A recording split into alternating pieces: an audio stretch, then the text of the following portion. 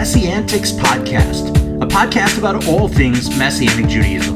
Each episode, we will be sharing our opinions as we tackle some of the biggest issues in Messianic Judaism.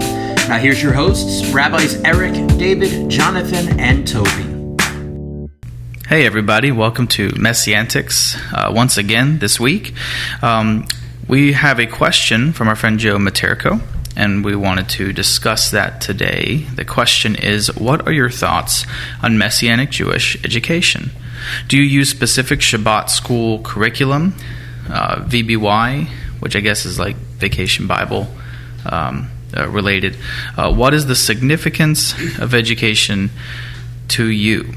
So, and this is kind of a little bit different from what we've talked about in the past. In the past, we've focused, when we have talked about education, the focus has been rabbinic education. So, and officially made the congregational leaders and our teachers.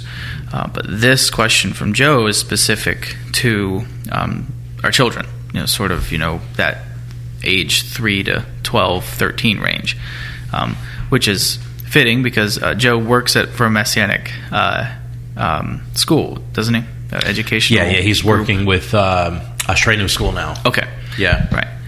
So, what are your thoughts on Messianic Jewish education? I think it's important. I think it's necessary.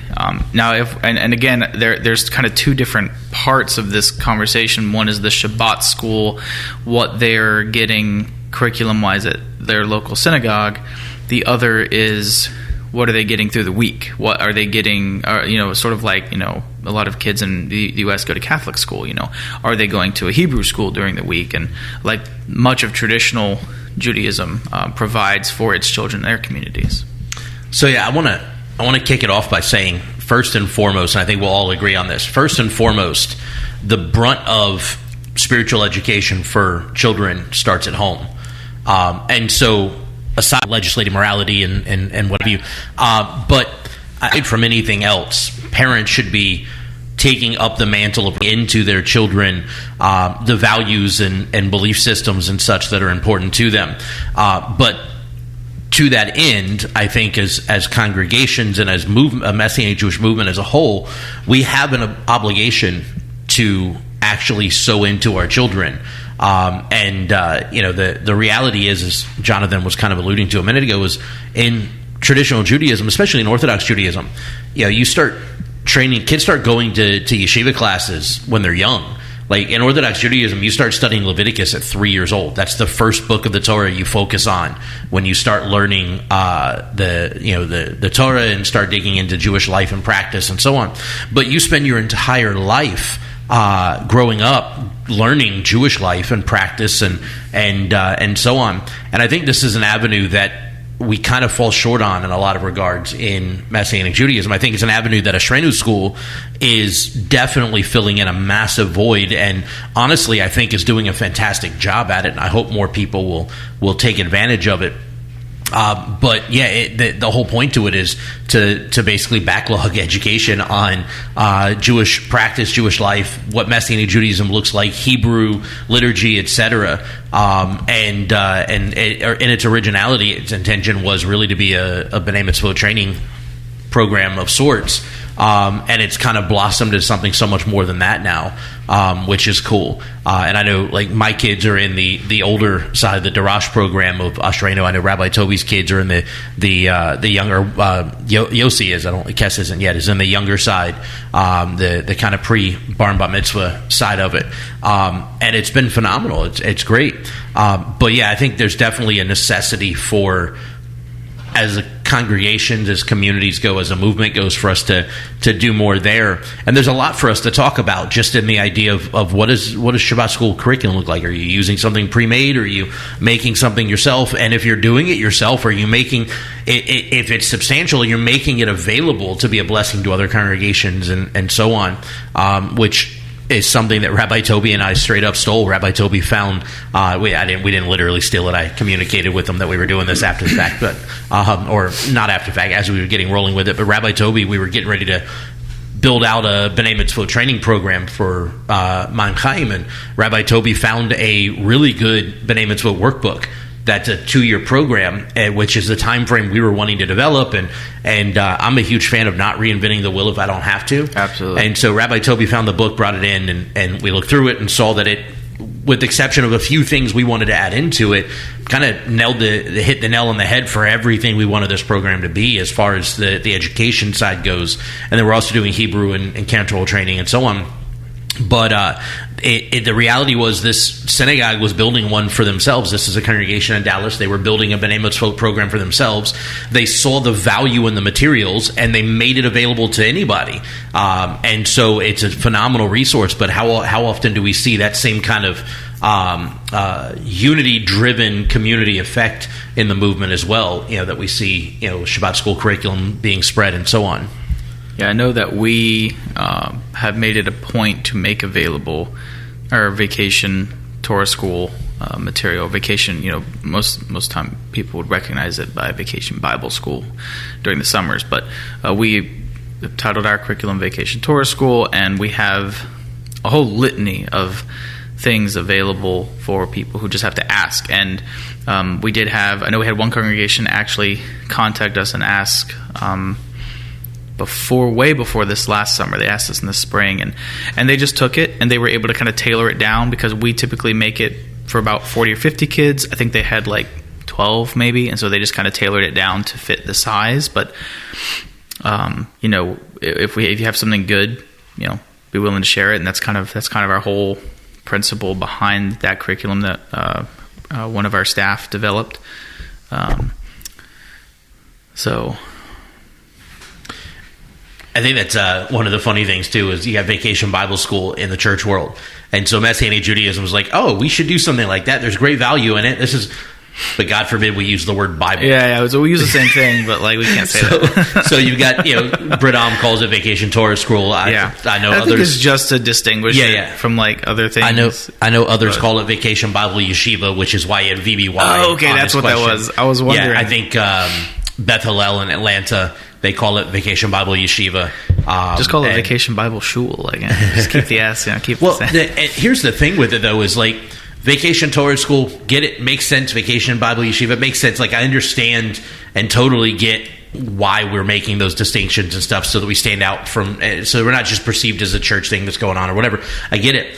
One of the problems with that, though, is that a significant portion of Messianic congregations are not in areas where the word Torah or the word yeshiva are common enough that the community that we're hoping to draw in from is going to be familiar with it. And the reality is if you're doing something like a VBS program, unless you're literally strictly keeping it to just your congregants, it's an outreach effort. Whether you intend it to be an outreach effort or not, it's an outreach, because parents now look at VBS programs, and we experienced this with our own kids when they were younger. We look at VBS programs as, great, this is a week of date nights. That's awesome. I get to drop my kids off. They get to learn about the Word of God. They get to build relationships and friendships, and I get to go get dinner with my wife without my kids underfoot, right? And there are a lot of people that, especially because the summer is busy, that they'll line up 5 or 6 different VBSs at churches that they're comfortable with and send them along. And so if a Messianic synagogue is offering a similar program, we're kind of shooting ourselves in the foot to some degree on being able to be available to that thing. And there's kind of the VBS model has kind of the McDonald's Happy Meal note to it, where if you get the kids to want to be there, the parents have to be there to shut the kid up, because the kid's going to keep asking for it until they finally go. And so that's kind of the reason why, in some ways, VBS is the way it is because it's get the kids hooked so that the parents want to come, and so on. So, I don't have an issue with calling it VTS or VBY or whatever. I just see there can be a confusion for a lot of our communities that we're planted in, rather than just calling it VBS or something along those lines. Yeah, in our community, largely our VTS is for our congregation. We do have some that come from outside, but predominantly we have enough kids within our congregation. It's a big sum, though. What is funny is, in saying what you're saying, now we purposely called it what we did for the reason we did, but if you go to a conservative synagogue or a Reformed temple and your kids go to their program on Sunday, They call it Sunday school. Sunday school. Yeah. So in the rest of the community, there doesn't seem to be as big an aversion to using similar terminology. One thing I wanted to bring out about education that we don't do very well, I think we need to do more of, and that's not even children's education, but adult education towards Jewish lifestyle and Jewish... Come get your Messianic GED today. The reason I say that is, if you go to a traditional synagogue on Rosh Hashanah, you don't hear a educational message about what Rosh Hashanah is, because the people that are at that synagogue already know what Rosh Hashanah is. You hear a message about how to get your heart right before the Lord, about repentance, about the...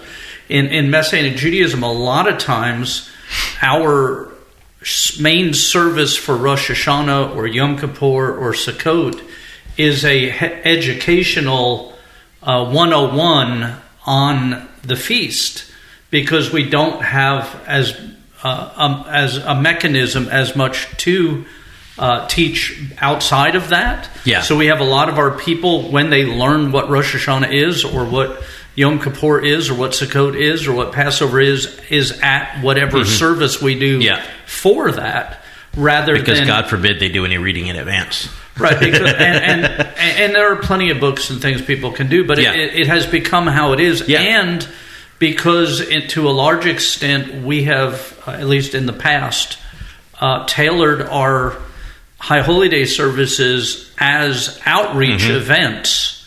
So we purposely tailored the message to reach those that are first-time visitors at the congregation, to explain what we were doing there that night, rather than focusing on the actual community and what they're doing. And so we had a lot of visitors and a lot of people come from churches and other places that wanted to get their hit of Judaism, their taste of Judaism, whatever we're going to call that. But it really, the purpose of a Rosh Hashanah or a Yom Teruah service or a Yom Kippur or Sukkot is to feed the community, connecting them to the ancient celebration and a biblical Torah observance of that day, and really shouldn't be a time where we're, okay, for all the people that have never done Rosh Hashanah, here's Rosh Hashanah 101, and here's why we have a shofar, and here's why the ram was caught in the thicket, and here's why this, and here's why that. But rather an actual service dedicated towards leading the community to preparation for the upcoming Day of Atonement and so on. So I think we need to do a better job of adult education. You know, a lot of times we focus on Vacation Torah School and things like that. Shabbat school, but we really don't have as much of a Jewish education program for our adults outside of a new believers or a membership course where we give like a basic overview. At our congregation, we have 5 books that we ask people to read, or 4 books. Four books we ask people to read before they can become a member. One of those books is Barney Kasdan's God's Appointed Times, so that by the time they're in, they've read, they understand what these feasts and festivals are. So we're not using that day for that, and it's part of our education. And okay, if you want to be part of our community, here is what our community does, here's what our community believes, here's what our community is, here's what our community isn't, and go from there. But we really do, we do Bible studies and we do different things. And matter of fact, we were going to do a overview of the fall feasts Tuesday night this week, which I don't know what Tuesday night that'll be when this actually airs on podcast. But I think that we're transitioning to doing a better job of adult education within our community, because we've seen the error in a way, and it's a strong word, but the error of using the feast days simply as a educational moment for either our new congregation members or older congregation members, or as a mechanism to evangelize both Jewish and non-Jewish people, to try to get them to come in the door. Yeah, I was going to say I'm heading in that direction, because I've already started working on my Rosh Hashanah message, and it's nowhere near an educational. It's more about the timing and what God uses this for and what we should be looking to do, not so much a 101. Right, and we've done Passover used to be the primary outreach tool for Messianic synagogues. Yeah, COVID kind of shifted that for everybody. Right, so now we've told our families, look, Passover isn't an outreach tool. It's a time for your family to gather together around your table, have Seder with your people, with your family and your friends, and experience Passover. Mm-hmm. Now, that doesn't mean you shouldn't do an event, but what had happened at our congregation was many of the households were not doing Passover at home. They were only coming to the event. So we wanted it to become both. Do it at home with your family. Experience it as part of your faith and your Judaic expression. And if we do outreach or teachings other places or whatever, incorporate that. And I know you guys have done the same thing. You guys do a big Seder still in your community. Yep. But we've always encouraged people to do home Seders. Home Seders. One of the things that Joe asked, this is Rabbi Toby, one of the things that Joe asked was about Shabbat school curriculum. So what do you guys use, Rabbi Eric? We actually have somebody on staff full-time at our synagogue that writes our curriculum and then distributes it to other congregations. Whoever asks. Yeah, whoever asks. We don't charge for it. We're not doing, but she's written her own curriculum. Mm-hmm. Same thing with our VTS. She wrote the whole VTS, and then we'll send it free to whatever congregation wants it, and then she'll connect with them to help them just tailor it to their specific goals and congregation. Yeah, and our curriculum, David, is, I know it's consistent. What's the overhead for that? So at the moment, so our Shabbat school coordinator handles the orchestration of all the curriculum, and this is something we've had to deal with in the past month or so, is that we had a few teachers that would kind of go off script and do their own things. So we were like, nope, stick back to the lesson that's been provided. You can teach it how you teach best, but this is the material you're teaching. But our curriculum is based off of the weekly Parsha. So our strategy behind our Shabbat school program is we have two age groups, younger age group and older age group. And our strategy is that they're learning, because we're generally teaching on the Parsha in the service every week. And so our strategy is they're learning based off the Parsha each week in Shabbat school. And then when they graduate out of the younger group to the older group, they're learning at their new level. So each way they're learning at their level and taking from the Parsha. And then once they're old enough to have the Bar Bat Mitzvah, they sit in a service and they're hearing it that way. But so our curriculum is, and I honestly, for the life of me at the moment, I've seen it, but I cannot remember exactly what we're using. But we have a curriculum that was acquired and is being used. Okay. Yeah, so obviously, I share Jonathan's sentiments, the importance of education. So here's the thing, to Joe's question. If you're a synagogue, and I can't think of any Messianic synagogues that can actually do this, and if they are doing it, I don't know of them. But most Messianic synagogues are small. It would be wonderful if we had the resources and the funds to keep the rabbis or the teachers there Monday through Friday all day, and the synagogue could be a shul constantly. But not only would that require the synagogue to have a significant amount of resources and funds, parents would need to pay tuition. That's just the way it is, right? Like a private school. Right, basically, right? So we understand that the limitations. So it's like what I think Rabbi David said, which is, and again, I'm just answering Joe's question about curriculum. So we have a Shabbat school curriculum, as David just mentioned. But there is a underlying expectation that these things are being done at home. That parents aren't just with their kids on Saturday and they're getting their dose of Messianic Judaism and then they're just going back to life until Saturday morning. So it has to be consistent. It has to be in the home. Excuse me. And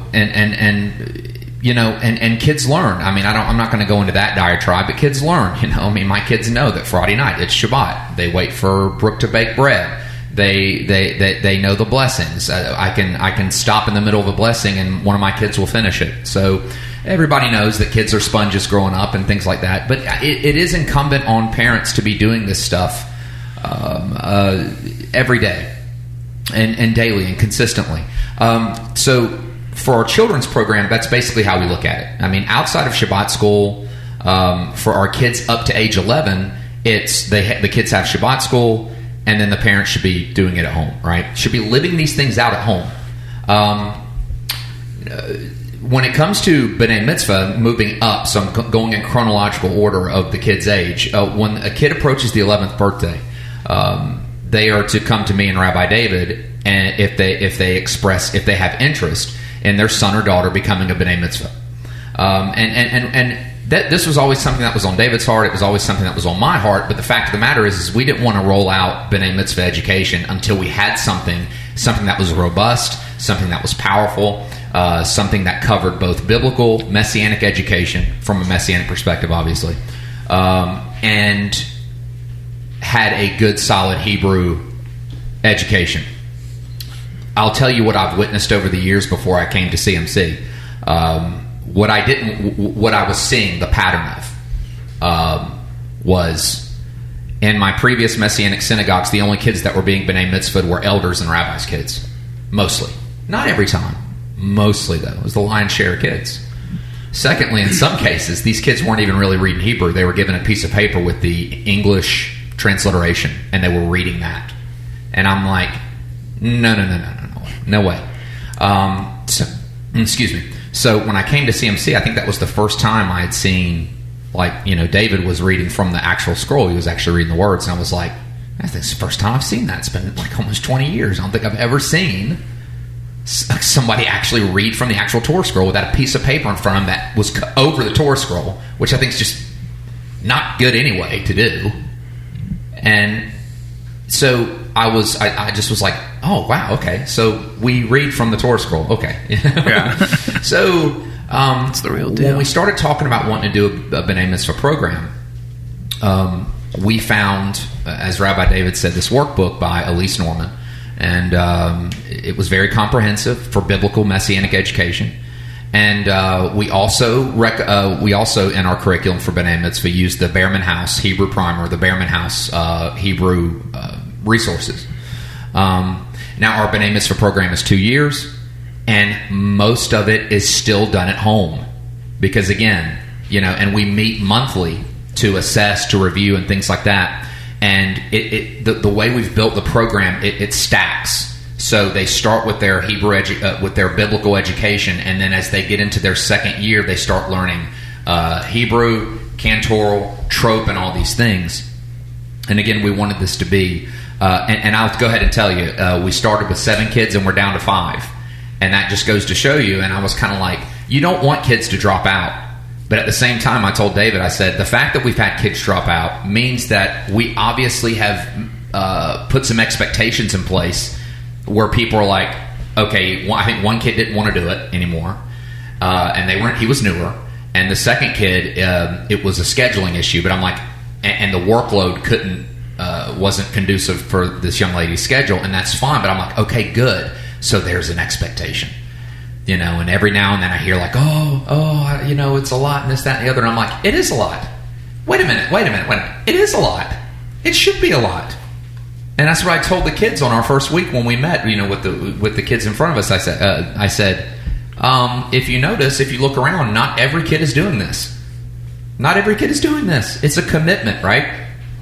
And the other thing that's important about education, especially for that age, 11 to 13, the B'nai Mitzvah age, is that this is not, I'm in a Messianic Jewish synagogue, I'm 13, it's my birthday, I read from the Torah, I got a bunch of money, I ate some cake, and then I go back to goofing off. Right. They are expected to be plugged in To use an example of David's son, who bar mitzvahed, and then he, of course, he was serving and helping out before, but he's like a regular part of a ministry, right? Right. And that's what we want to see, and that's what we want to do. And now, once we rolled out B'nai Mitzvah, then adults started coming up to us, Right. And David will, can testify to that. We had some adults say, "Well, hey, I'm 50 something years old, or I'm this that." And I'm new, and that's what happened to me. I'm 25. I wasn't bar mitzvah. I was 25 when I came into the Messianic movement. But this lady was older, and she goes, "Can I do that?"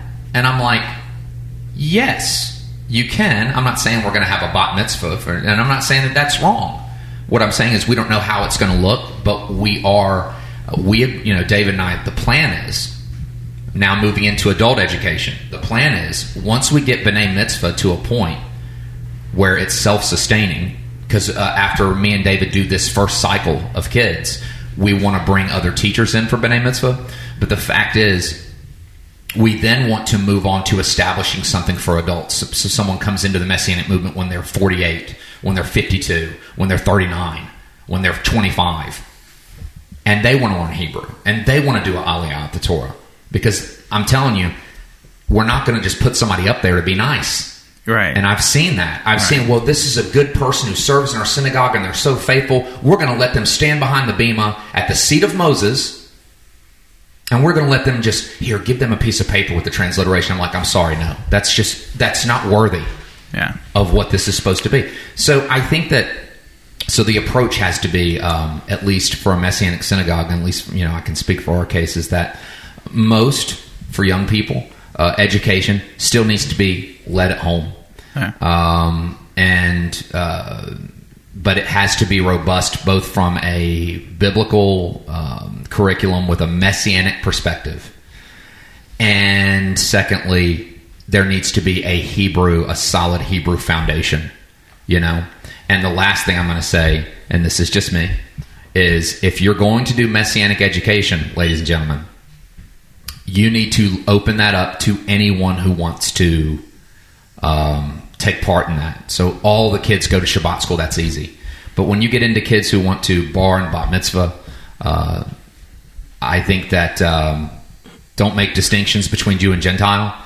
I think that there's nothing more beautiful than a non-Jewish kid embracing those things and reading from the Torah. I mean, I think that's always what God wanted, right? And those kinds of things. And then and I think that Rabbi Eric touched on this, the importance of many people who come into Messianic synagogues are older, and they didn't bar bat mitzvah, and they didn't go to Hebrew school. So there has to be something in that realm as well for adults. So that's kind of just giving you, I know I talked for a while, but I just wanted to, attack Joe's question through every stage of how CMC does it. We're working on the adult piece. We're working on even having people do Aliyot eventually, so it's not just me and David reading from the Torah each week, things like that. We want to reserve maybe a week for an Aliyot team. Right. But for everything, the older they get, I think the more layers of standards you put on it. Yeah. We at our congregation also, we have people that read from the Torah. We've already trained. We have bar and bat mitzvahs that have already completed the program and are going. We have both adults and young people that are going through B'nai Mitzvah program right now to accomplish that. Our Shabbat school, Rabbi David mentioned that it goes along, or one of you mentioned it goes along with the Parsha. Ours does also, and that's because we want the children to be able to go home from synagogue and sit around their table with their family and discuss the Parsha. Right. That the parents also had a lesson in synagogue on that week. So there's a connective thread between the smalls, the older, the teens, and the adults, that they're all walking the same cycle together each week with the Parsha to discuss. I did want to bring out, there are several programs for adults for education, not just for, like if you want to become a rabbi, where you go to a school like King's University or one of the ones that has a Messianic Jewish Studies program. But there's a program called Panim al Panim, that is put out by the Messianic Jewish Theological That institute, which is face to face in Hebrew, right? Which is face to face, and they have adult education classes that you can sign up for. Yeah, I think they offer them once a month, if I remember correctly, or right. once a quarter. Yeah, once a quarter, I think. But they have, and it's a growing program, and the more people that get involved, the more of these classes they'll have. But they cover a lot of really interesting Judaic topics and biblical topics and things. So I encourage you to connect with, especially if you don't have a local congregation that you're attending because your city doesn't have one or town. Or even if you are part of a smaller congregation that doesn't have the ability to have as many classes and programs, this Messianic Jewish Theological Institute is one way you can connect with a larger community and take adult education classes. And even with that, even if you are a part of a local congregation that does offer a lot of programming and stuff, you can't go wrong by taking classes like these. I mean, just like when we go to Southeast Regional Conference or we go to the UMJC Summer Conference or Messiah Conference or whatever, there's something beneficial to listening to the teachings of other leaders that you don't hear on a regular basis, right? Like, our congregation hears Rabbi Toby and myself speak on a regular basis. They know pretty well what our thoughts are on things and how we process things and our views. And so when they go to the conferences, we regularly tell them, and you guys do too, look, you hear me all the time, go hear somebody else. And so being able to take a Panim El Panim class or even just general classes at MJTI or what have you, and being able to hear from different Messianic Jewish leaders from different avenues of the movement can be very beneficial in and of itself. Right. And to that effect, one, any curriculum, any programming, anything like that is developed within the Messianic Jewish movement, I think we should make it readily, which we talked about this loosely earlier, we should make it readily available for the greater movement. If it's something we truly believe in, truly find to be productive, truly find to be beneficial, then we should make it available to give out to other people, to train other people on how to use it. And so on, like your, Rabbi, your beginner Hebrew class that you do online, that's just a very short, compact, basic level, here's the letters, etc., that you get a tremendous turnout for. One of the things I had suggested to you a few years back was take it and like box it and give it to other rabbis to go and do the same thing. I've told rabbis that have asked that I'm more than happy to send them my curriculum. I'm just using it as an example, And same thing with like our B'nai Mitzvot program. We would have been building things from ground up if Rabbi Toby hadn't have found it. And the fact that he found this material is phenomenal. All the congregations that do vacation Bible school type stuff, you guys are sharing curriculum, all of it, we should be able to make those available. Because, the reality is, in the church world, if you go to a Baptist church, right, they're all doing pretty much the same VBS theme and the same lessons because they're working teamwork together. Wait a minute. I know. It's crazy. Working together? Exactly. God forbid. Yeah. So, and to go along with, as I was talking about Panim El Panim, that's a program that you go online and you take. There are, within the IMCS, there are yeshiva classes that you don't have to become a rabbi or even want to become a rabbi. You can get a certificate or just take classes that are available. Continuing the union education has classes that you can take that are available. Certain times of the year, for instance, during Shavuot, the union has an all-night study where they have different rabbis, different teachers teach. At the conferences, there are not only classes taught by rabbis that are geared for different topics and information, but there are yeshiva classes for those that want to take a class to get better educated. I know Messiah Conference, I think, usually offers 2. Yeah, they always have 2 every week. And there's at like the union conference, they do Torah studies every day throughout the conference, and you get to dive into it with different leaders and stuff, separate from a workshop. It's just let's sit down and hash out the Torah from different perspectives. Right. Yeah. So there's lots of different options to get educated, to get your feet under you on a good foundation. Your local congregation is a great resource. But like Rabbi David said, when our people go to the Southeast Conference or Messiah Conference, I always tell them, please don't come to my class. Right. Mm-hmm. Go to one of the other ones, hear from a different voice, a different rabbi, somebody that can speak from a different perspective, different background. The information may be the same, but the perspective will be different, and you'll glean from them. Should tell them if you see them in your class, they're going to be an illustration in the teaching. That's right. You're going to get an F, and you're going to be used as an example. Yeah. When I was with David Rosenberg, Rabbi David Rosenberg in New York, he used to tell people regularly, do not call me on Friday night. If you call me on Friday night, you will be in my sermon on Saturday. I was going to say, another reason why this is so important, both, sort of the Hebrew school for young people and for adults, continuing education from a traditional Jewish perspective, is that traditionally within Judaism, for the last several thousand years, to like 2,000 years, since the loss of the priestly class, they're coming together to worship and to read is not the responsibility of the Levites. It is the responsibility of the community. And that's why, if you go to a synagogue, does not hinge upon the rabbi. It does not hinge upon just the chazan. The two people who we typically what ends up happening is we tend to associate them with like how we look at evangelical pastors, like, oh, that's the worship leader. Yeah. They do all that. That's the pastor. They do all the teaching, all the teaching, all the talking. It's like, well, no. I mean, within the traditional Jewish synagogue, that's why you have the b'nai mitzvot, the bar and the bar mitzvot, because you guys get to come up and read. Yeah. You guys get to lead the prayers and chant, and so if we don't have a community, if we don't have a synagogue that is educated to be able to do that, then you actually end up losing what it means to be a Jewish synagogue. Yeah. Right. And go ahead. Sorry. And to that end, in the traditional Jewish world,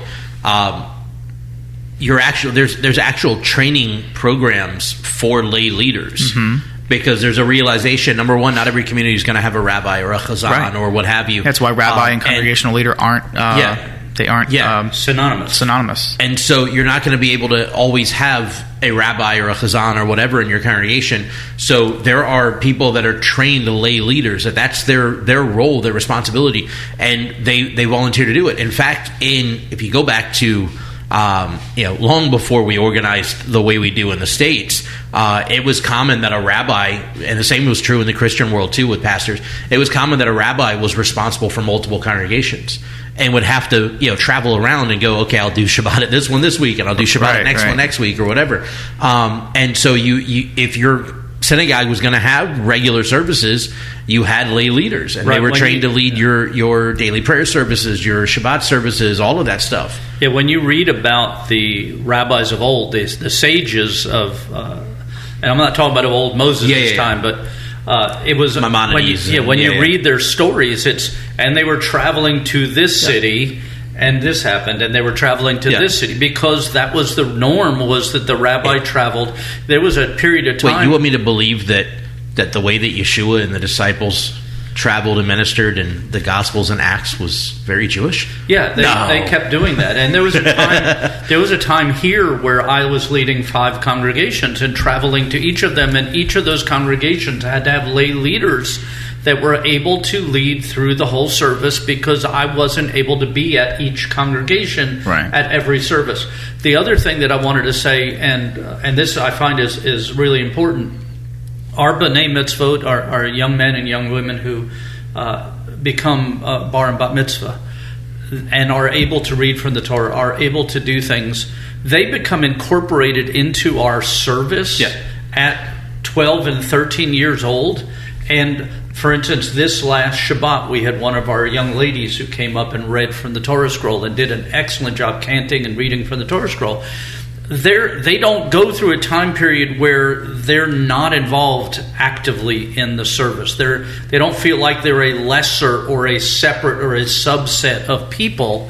They'll grow up being a part of the community with an expectation on their life that they are going to be involved in what's going on, and read from the Torah, and read from the Brit Chadashah, and read from the Haftorah, and do liturgy, and be involved in these things, so that there's not that period of time where they feel like they're not part of anything real or grown up, or that we're the junior varsity, but someday I might get called up to the varsity, or make it to the major leagues. Right. And so by doing that and incorporating them into our services, they become a real part of the community. And look, the baseline of all of this is the Shema, right? Hear, O Israel, the Lord your God, the Lord is one. Love Adonai your God with all your heart, with all your soul, with all your strength. These words which I command you today are to be in your heart. You are to teach them diligently to your children. Speak of them when you sit in your house, when you walk by the way, when you lie down, and when you rise up. Bind them as a sign on your hand. They are to be frontlets between your eyes, and write them on the doorpost of your house and your gates. If you notice, a significant portion of that, including the teach them diligently to your children, has to do with your day-to-day life and your own home and your own activities. And then in the community, there's amplification on that. Right. And so, education in Messianic Judaism needs to be stepped up in a lot of ways, and not just like rabbinic education, not what have you. But that does too. But correct. But that's a different discussion. Yeah. Go back to the first season, and you can go listen to our conversation on that. But no, right. The reality though is that, and I think this is a big part of what you were saying earlier, with people coming to Rosh Hashanah and Yom Kippur to learn what they are, rather than coming in knowing what it is to participate. We also need to develop legitimate Messianic Jewish halakha lifestyle classes. This is something Rabbi Toby and I have been talking about. We wanted to get the B'nai Mitzvot program up and running smoothly and successfully before adding something new on our plate. Right. But it is something that we've been talking about doing, because the reality is you have a lot of Jewish people that will come to faith in a Messianic synagogue that had zero connectivity to Messianic Judaism, or to Judaism. Right. That don't know what they know. They're Jewish. Yeah. They know they celebrate Hanukkah. Maybe they did Passover. That's about it. Yeah, There's cool. not a lot of religious observance in a lot of the Jewish community around us, right? And so you'll have Jewish people that will come in that have no clue of what Jewish practice and such are. You have a lot of people that come in from the church that have never had a connective tissue to Judaism, but felt a call from the Lord to have like a Ruth-like heart and attach themselves within Messianic Judaism and want to take on Messianic Jewish life and practice as their own. And having Messianic Jewish lifestyle practices, or Messianic Jewish halakha classes, or whatever you want to call them, where we walk through, okay, here's what keeping kashrut looks like. Here's what the moedim look like. Here's how we observe them. Here's how we clean our house out for Pesach. Here's how you observe Shabbat. Here's how you do this. And we walk through a whole plethora of what actual Jewish life looks like within a Messianic Jewish context, and for Jew and Gentile alike. It's not a, hey, this class is only for Jews, and all of you Gentiles, we want your money, we just don't want to see you, right? That's not what it should be about. It should be that we're all together and growing and developing. You want Gentiles to not think that they're Jewish because they go to a Messianic synagogue? Let's teach actual Messianic Jewish life and practice and identity.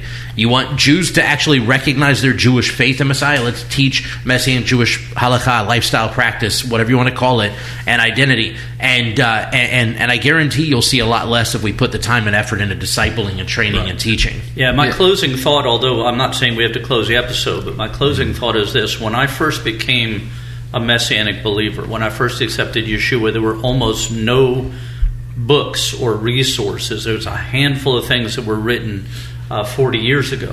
Now there's whole sections in bookstores, and there's websites that you can get this stuff. There's no longer a reason why the average person in a Messianic community can't find a book to read about the topic and educate themselves about these things. There are good books written by good teachers out there that can help you to understand these things. So I encourage you, if you're not looking to get a degree, you're not looking to get a certificate, there are great books out there that you can find out about the feasts and festivals, about lifestyle, about biblical interpretation of the text. All these things are about history of Judaism, about anti-Semitism and why, how to argue and position against that, about being pro-Israel as opposed to replacement theology and the things that come on. These things are available as resources online. You can find them on Amazon. You can find them at Messianic Jewish resources. You can find all kinds of ways you can find these things, but you don't have to wait until you go to a conference once or twice a year to educate yourself. There are books available, and I'm not just pushing my books or Rabbi David's books. There are lots of people now, and there are lots of books out there that you can find that are good, solid teaching books about Messianic Jewish lifestyle and theology. And I encourage you, don't just learn at a conference, but get some books, read them. Most synagogues have some kind of small lending library or some way you can borrow them if you don't have the resources to buy them. But take the time to educate yourself and your children. It's biblically incumbent upon you to do so. Yeah, I just want, and I guess my closing thought is that it goes right along with that. It's for me, my heart as a leader in the Messianic synagogue is I want, you're always going to have people, as much as we wish that 100% of the people that came through the doors of the synagogue were hungry and thirsty for God. It's just simply not always the case. You are going to have people that are fine just spectating, but that is not what God wants for anyone. And I think that the approach that I always have taken as a leader is as being someone who felt like they were on the outside looking in and now feel like I'm on the inside, not because of me, but because of God making those things available. And I just took him up on it, right? There was nothing special about me. I'm just saying that I think the approach for every leader of a synagogue when it comes to education is to have this mindset that you want to destroy and dissipate this whole idea that people are sitting out there and just watching, and they're like, well, I'm just showing up and I'm watching this happen.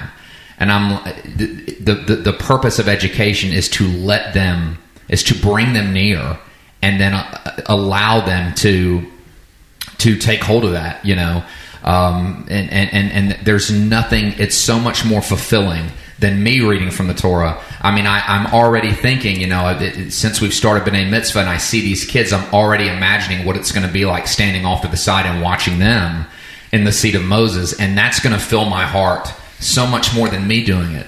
And that's got to be our approach. God doesn't want any spectators in the kingdom. He wants doers. And I think it's, as Rabbi Eric said, it's your responsibility to seek and be hungry and to fill yourself. It's the congregation's responsibility to not be closed. There shouldn't be the leadership shouldn't be this closed circle where they're up there on stage always doing something. Every now and then they invite somebody up on the stage. Oh yeah, it should be allowing everyone and anyone who is hungry for this stuff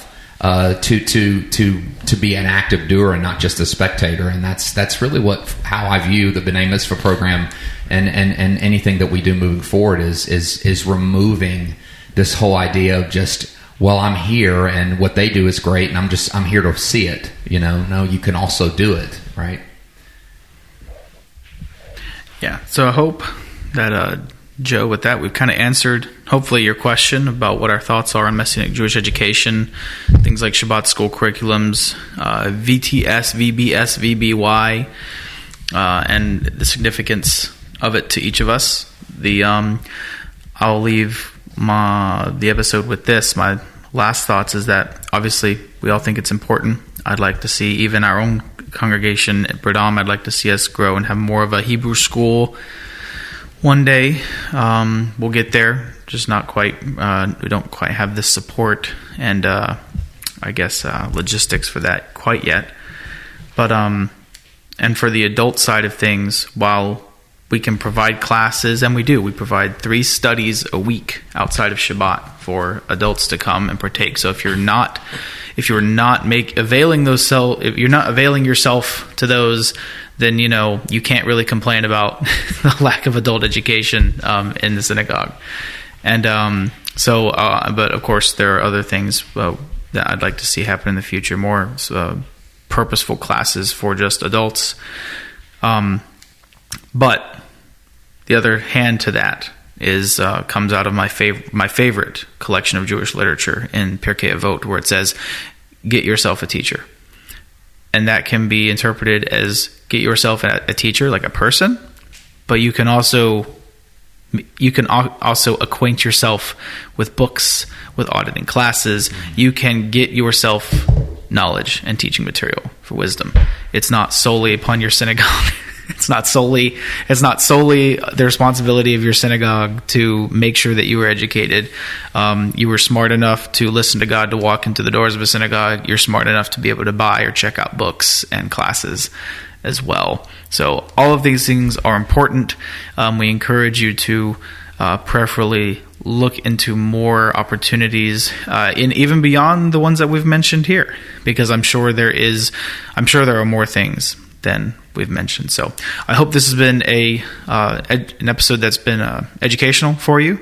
Hopefully we answered Joe's question, and we look forward to seeing y'all next week. Thank you for listening to the Messy Antics podcast. Make sure to subscribe so you can be notified every time we drop a new episode. And be sure to follow and interact with us on social media at Messy Antics Podcast.